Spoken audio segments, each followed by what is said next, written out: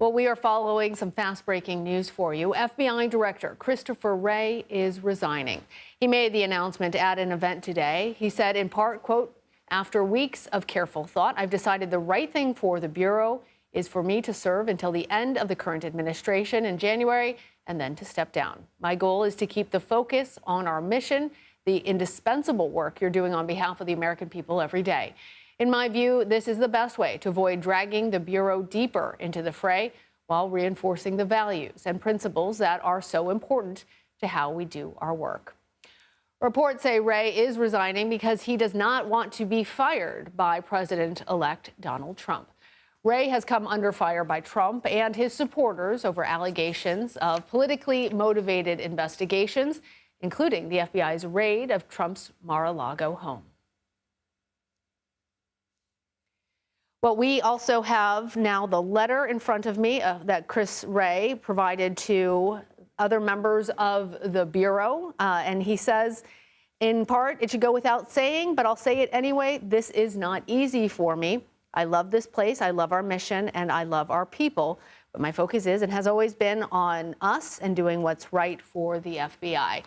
You'll recall that President-elect Donald Trump, who has very publicly not been a supporter of Chris Wray, has said that he would like to see one of his own supporters in that role instead, and that he has expressed his interest in nominating Kash Patel as the FBI director. So clearly the message had already been out there in a very public way that the president-elect, Donald Trump, intended to release Chris Wray from his position. Chris Wray, just moments ago, we have learned, has decided that he would, in fact, resign from his position at the end of the Biden administration. Now, the FBI is home to 35,000 employees, and Donald Trump, when he does take office, would be able to bring in another leader, potentially by firing Christopher Wray. We are working all the different angles of this story. I want to bring in now CBS News Homeland. Oh, sorry, I got some bad information there. We don't yet have our guests, but we're going to bring them in as soon as we have them.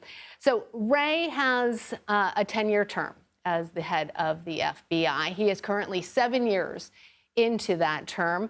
And usually part of the reason why is that the head of the FBI, they want to keep that. And there's some other positions in government that are separate from the political process. And they spend a longer time in that position. However, in this case, FBI Director Christopher Wray very publicly told by President-elect Donald Trump that he sees Kash Patel as the better person to lead the FBI.